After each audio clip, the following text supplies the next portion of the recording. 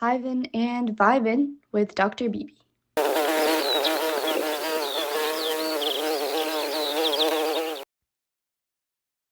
Hello and welcome to Hivin and Vibin with Dr. Bibi.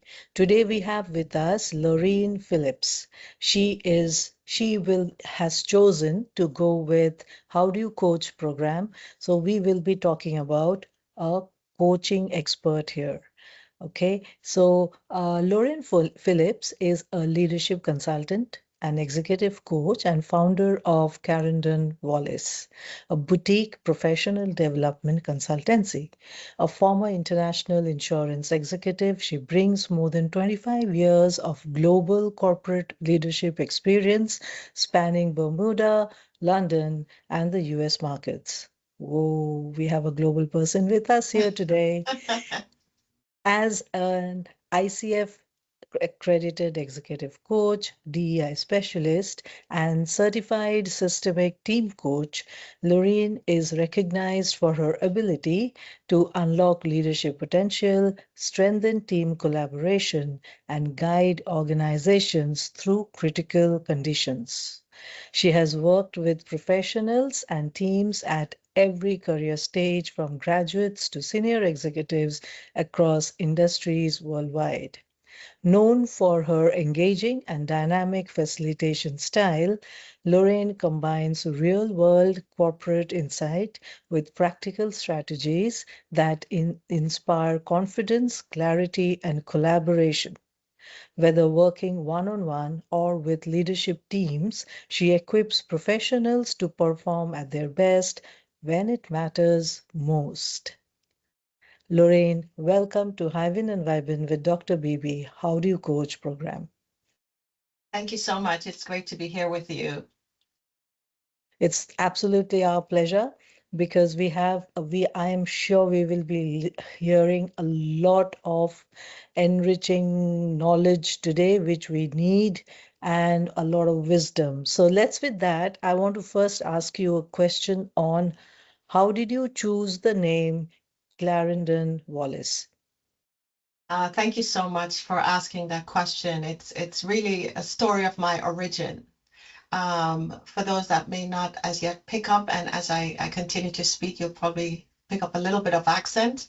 I'm Jamaican. I left Jamaica when I was almost 17 years old, and I was and moved, relocated to Bermuda. And so I left what was considered a much larger country to a 21 square mile island of around 62, 63,000 people, which is like the size of a very small town.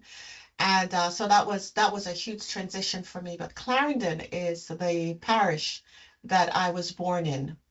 And so that's a connection for me. That's what keeps me grounded. That's what reminds me of my why. That's the place I go to when I feel um, unsure or have moments of doubt.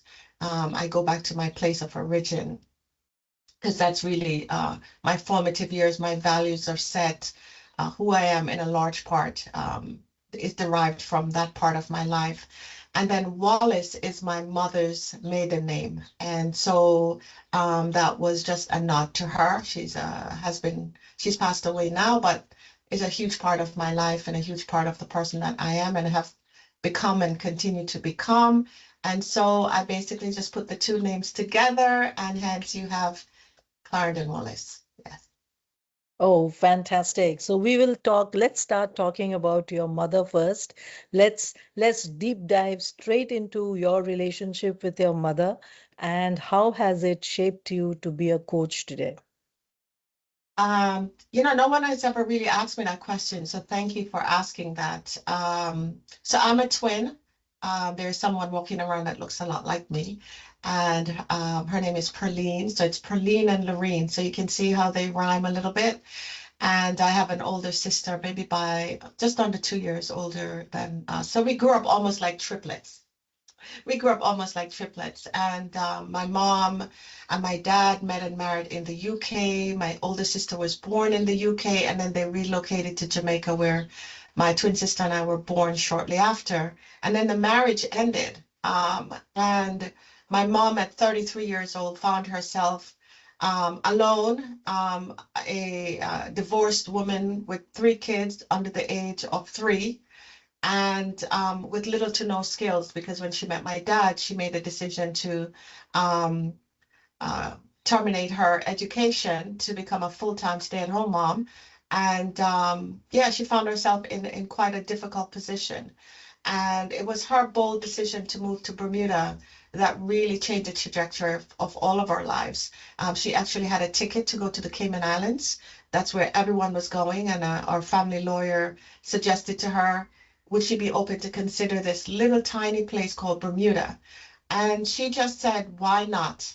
And I think that has always stood out with me, because she could have taken the more familiar and popular choice, but she chose to go somewhere that no one else had gone. She had never been there before, really. And all she had was a letter of introduction that our family lawyer had given to her. And she went with that letter, stayed with that person for 3 weeks, and the rest is history. Why not? Amazing. Why not? And do you use this why not question while you coach? Absolutely. Absolutely. And it has been when I talked earlier about choosing the name Clarendon and Wallace and putting it together, and really that's my origin story.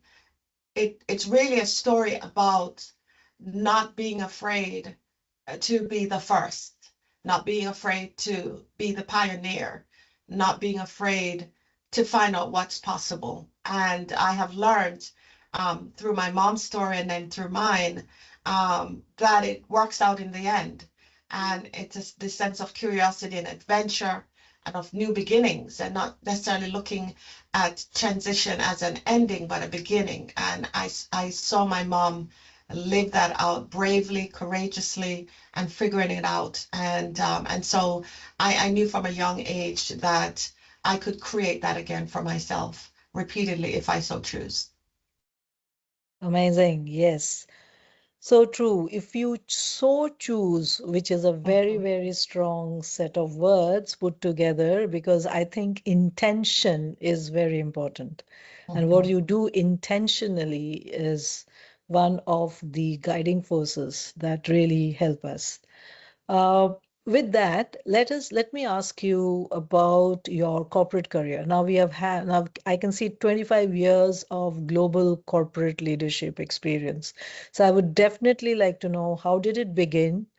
How did it grow? And how did it then end up in coaching?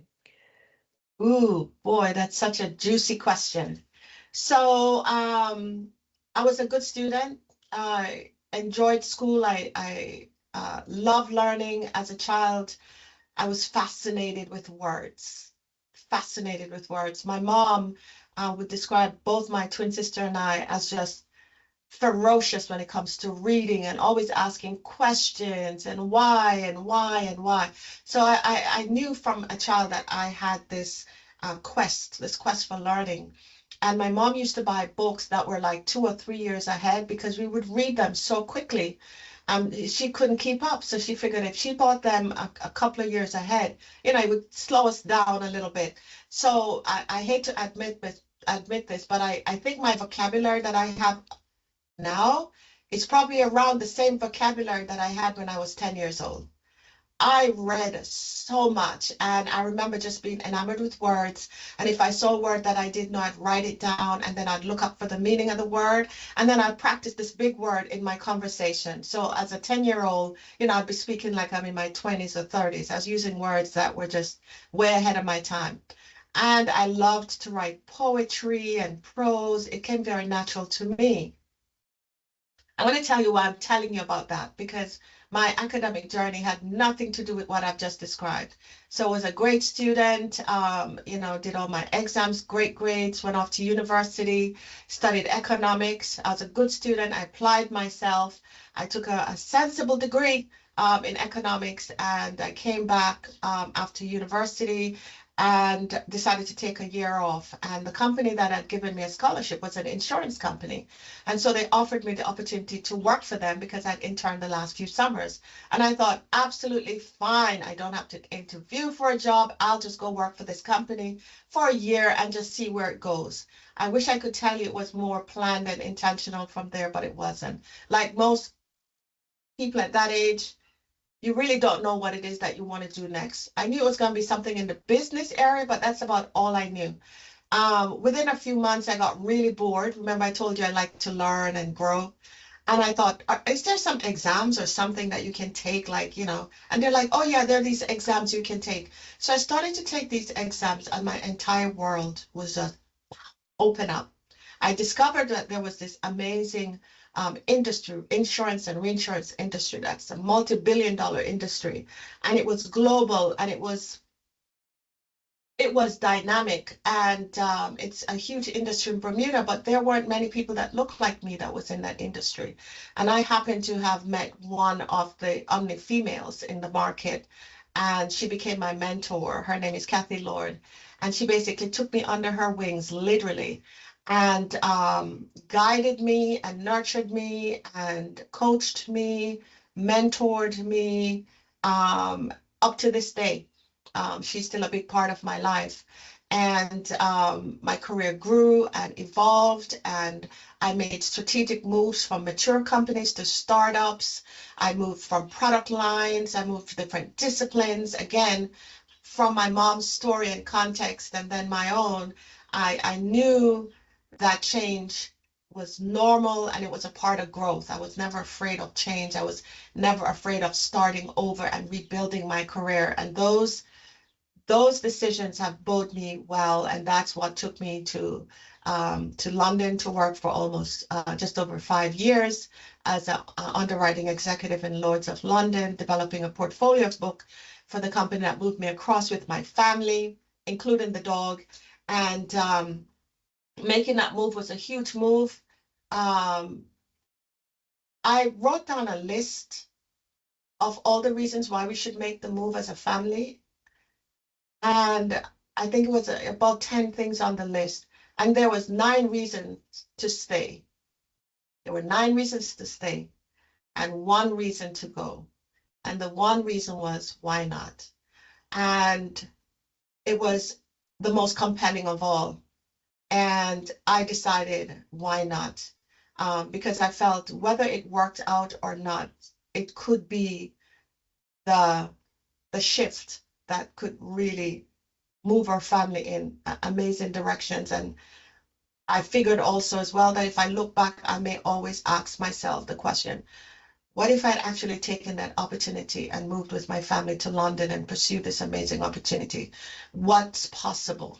And that was the only reason for going. It wasn't for the weather. It wasn't for the food. It wasn't for the money because, the tax was crazy and Bermuda is a tax-free environment. It wasn't for those reasons. It was simply, why not? Let's see what's possible. What type of stories will we be able to tell as a result of this adventure? How will it impact us as a family, us as individuals? And I will tell you, by far, it was one of the most pivotal decisions I've made personally and professionally. I totally agree with you. Relocating to another place, and if it is another country, and if it is another continent, it makes a world of difference to your lives. And it is very pivotal. Absolutely, totally agree with you. May not be even a single pivot, maybe multiple pivots at the same time. I totally agree with you. I've done it. I know what it is. With that, then how did you become a coach? You know, remember I mentioned earlier that I like to grow and I like to evolve and I like to try new things. So in my industry, the fact that I had 5 or 6 careers was an anomaly. Most people would stay in one product line or one area of the business, and they would stay there for 25, 30 years until they retire, basically. That was not for me. So I noticed that about year 3, I was ready for more. And so by year 5, when I look at my career, I could see the changes was around the 5th year was when I would start making changes. And I had gotten to a stage in my career where I was no longer growing. I just wasn't growing. I wasn't as engaged as I was over the last almost 30 years. I wasn't as excited about what I was doing. I had pretty much done most of the things that I wanted to do. I loved training other underwriters, which is what I did for a living. I loved mentoring others and coaching. I didn't even know I was coaching. I didn't know the word as yet. But those were the things I enjoyed doing. And I was just searching for something else. This was my mid 40s. And I happened to have gone to a women's event and they had an executive coach and she was sharing what she did for a living. And I went, aha, that's it. That's what I want to do. I want to take all of my experiences and I want to build on that so that I can help others to achieve sustainable success. Success that grows with them, evolves with them, and success that is more aligned with who they are. And I went up to her, got her details. We met for coffee. And so I asked her, where did you train? And she told me she trained at the Coaching Academy in London. So I'm going to cast your mind back. This is pre-pandemic. Nothing was done virtually. And I had to, fill out the application form, interview, got into the program. And I signed up for 2 diplomas. I signed up for the corporate and executive coaching program. And I also signed up for the personal life coach because, you know, we're holistic individuals, right? When you're coaching someone, you're coaching the whole person. You're not just coaching the work person or the personal life of our lives are Absolutely. commingled and intertwined. So I decided I would do both and do them at once, which was quite, when I look back, that was a big bite. But I was just ready. I was ready for something new. So I caught a flight. I went to London by myself. Um, I remember getting there so early and I was so jet lagged. I went to a McDonald's to buy time and I literally fell asleep in McDonald's because I was so exhausted. I left the Friday night right after work and I woke up just in time to, it was somewhere in Oxford Square, somewhere there. I woke up just in time to make my way across. And I got there and I'm telling you, in 30 minutes, I knew this is what I wanted to do for the rest of my life. And I didn't know what it was going to look like. I didn't know how it was going to happen. We have 3 kids, a mortgage. It's like there is no way. But deep down in my heart, I knew that this is what I was going to do. And I don't know when it is. I don't know what it's going to look like, but I know it's going to happen. And that's where intention comes in. So I started to fly off the island every 2 months on a late BA flight to London and then do the whole weekend of training and fly back the following morning and was in the office the next day. And I did that for 2 years, and about 4, 5, or 6 people knew what I was doing, because in my market, if they knew that I was doing this, it could be perceived as, it could be perceived as distracted, not focused. And so I wanted to keep my circle tight, and that's what I did. And so I did all my exams, I did my paper, I did all my coaching hours. Like I said, I told a few friends. I started coaching some colleagues and junior staff members to get my hours, and I did that. And so I qualified in 2013, I think, and that was it.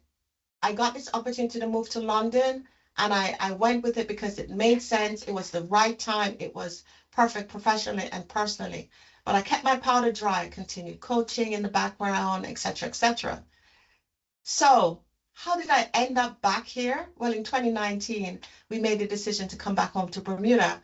And that was an interesting time because as my career started to move, I realized that I was no longer in love with my career. I had fallen out of love with my career.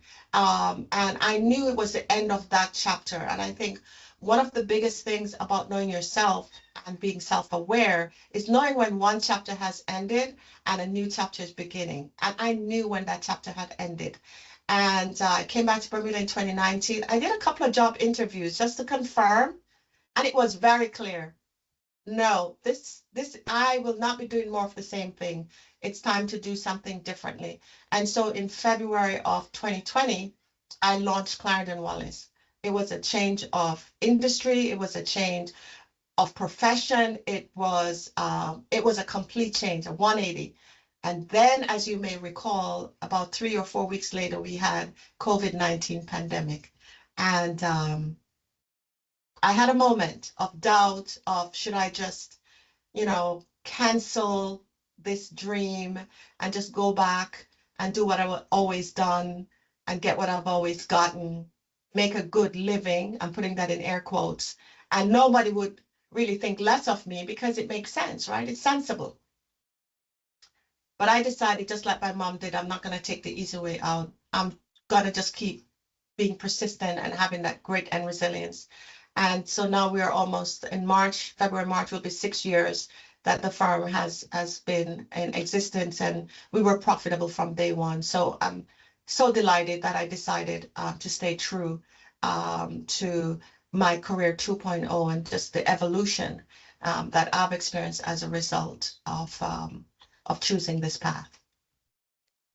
How did you choose? There are two questions that's coming. So, pardon me if I'm just going with it. First question that I would like to ask is, why did you choose ICF?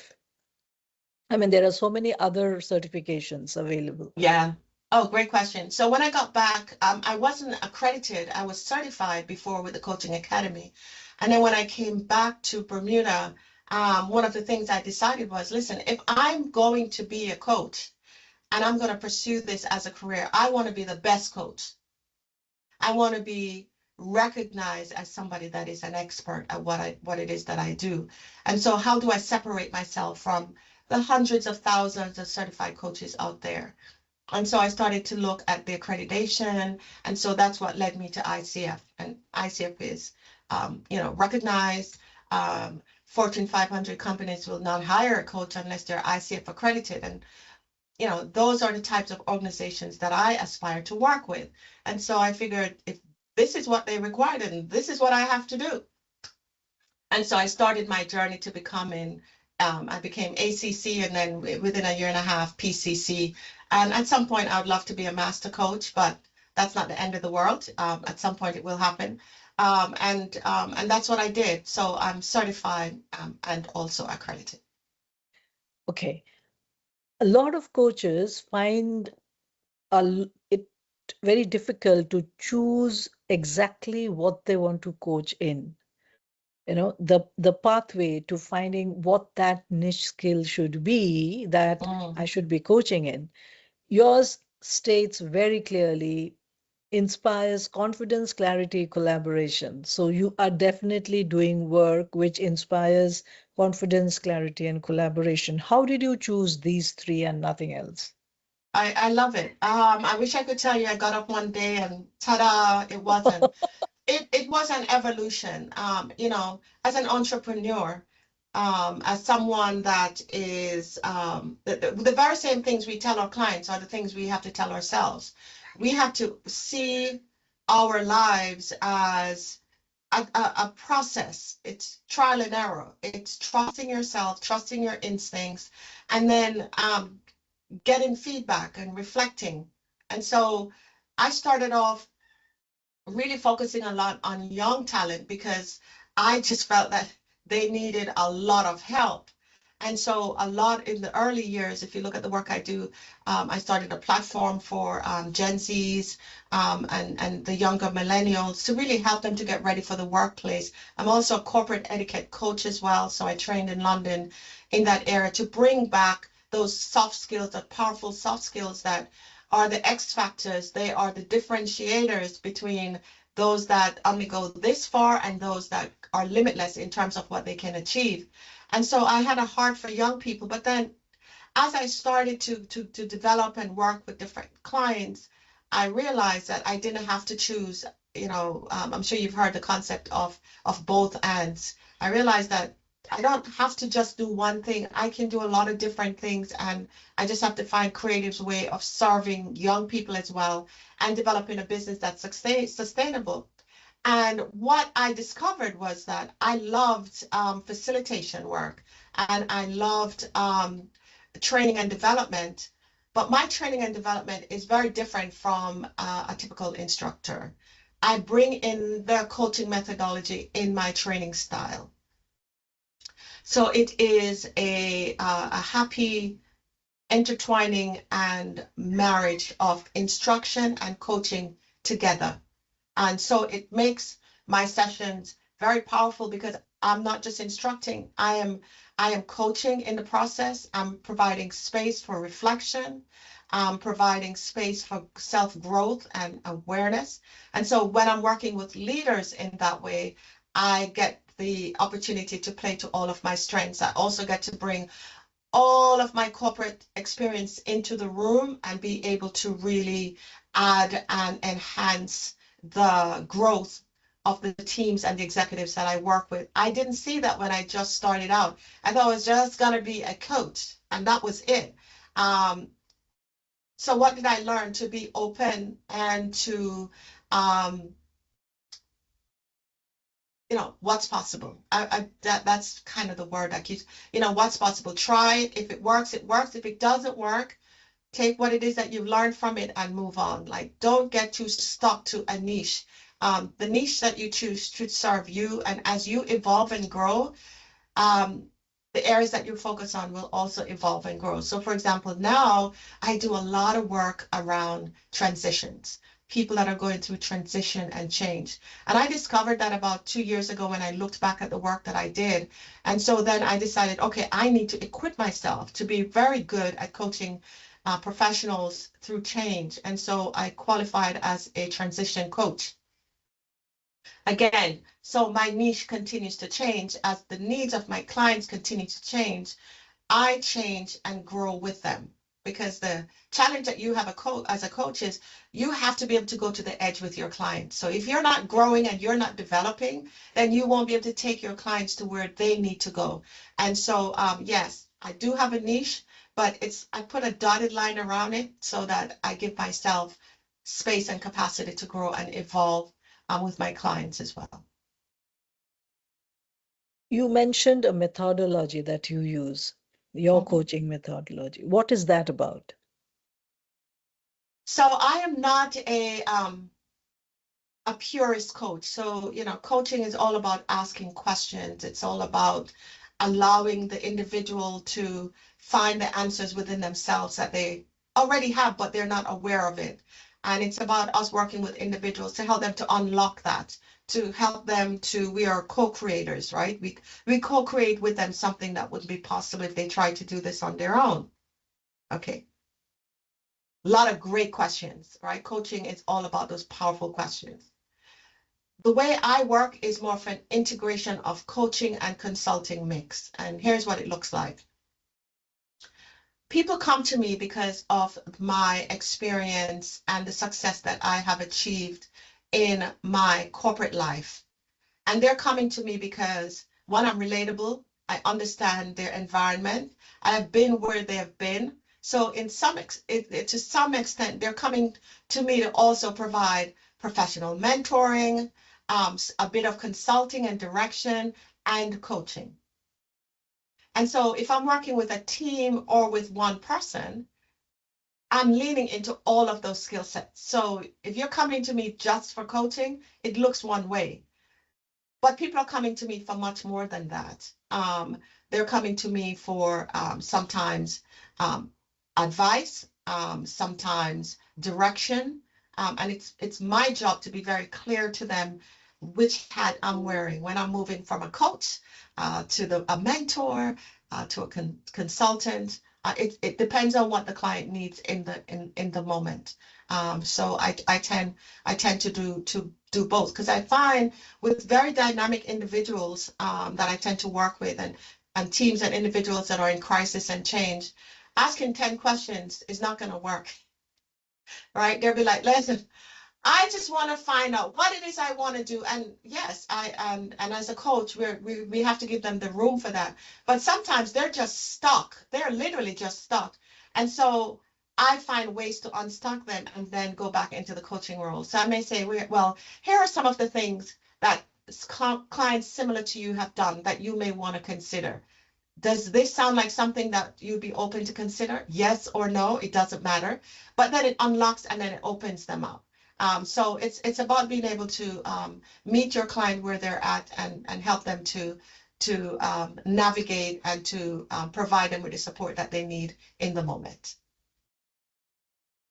What do you think are those qualities of yours which makes you a great coach?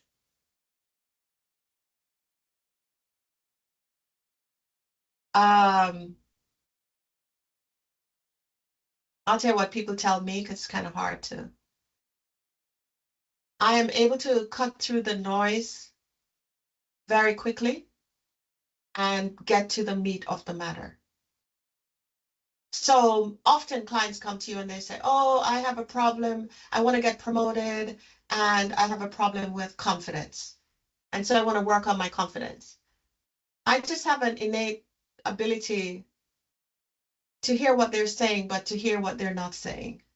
And I can get very clear quickly and do the deep work quite fast. So where I shine is when my clients or my teams are in crisis and they need someone to come in and get it done quickly and well. That's where I just shine. And that was a surprise. And so I find that I flourish during times of crisis. That calm, steady voice. I am a voice of experience, a voice of I challenge. I have a voice of optimism. I'm a natural optimist. I don't see problems. I see opportunities for doing things better and differently. And again, I'm not afraid to challenge leaders that may not be accustomed to being challenged. I'm very comfortable in that space. And so I find that people, they love that because I can just be no nonsense. I can be direct. I can be honest. And that is of huge value when you need to solve a big problem. Perfect. I have experienced that too, that leaders, when they're actually open to facing truth.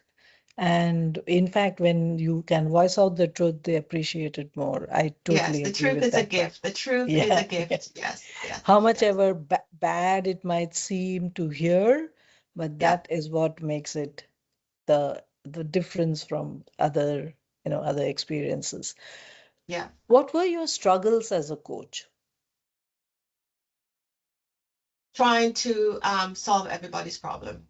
Um, I mean, I got the answer, I know exactly how to fix that. And so as a mentor, that was a very natural role. I loved it, etc. But it's being able to sit back and listen and be quiet and be silent and let the client speak and give them that room and not being hasty to ask that next question or to interrupt or to offer a solution, but just to wait it out.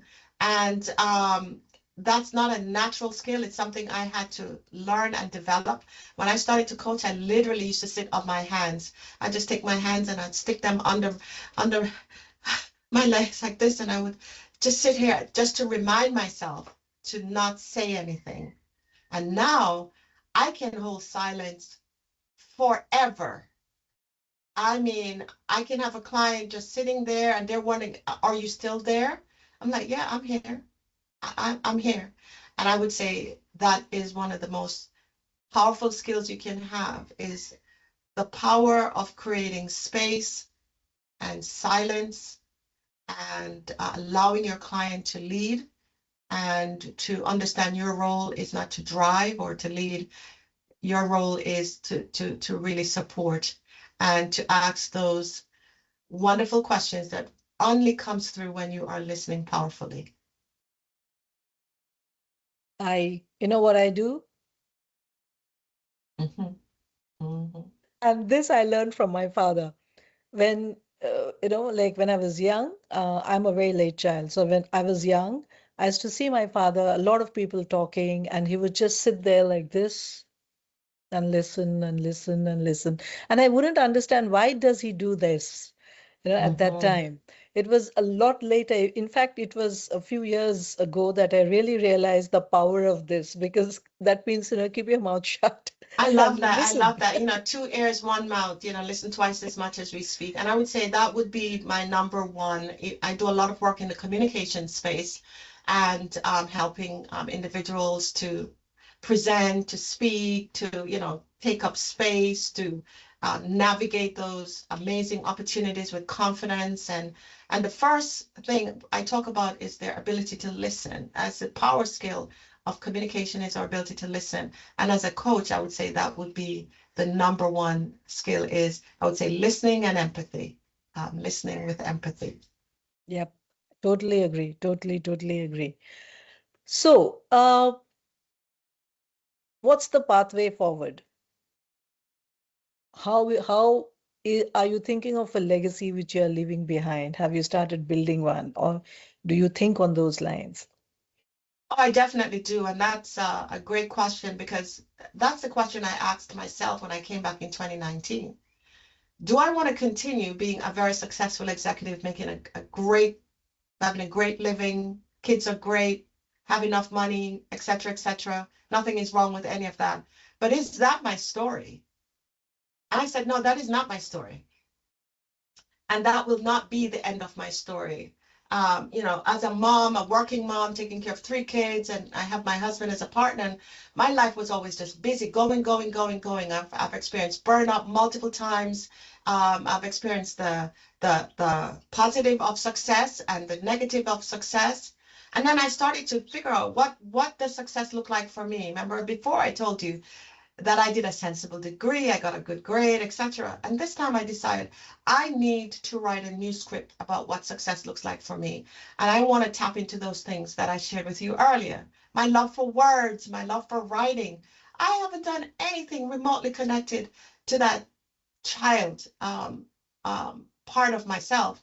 The part of myself that was truly me before it became something else with good intentions. And so what I'm doing now is reverse engineering.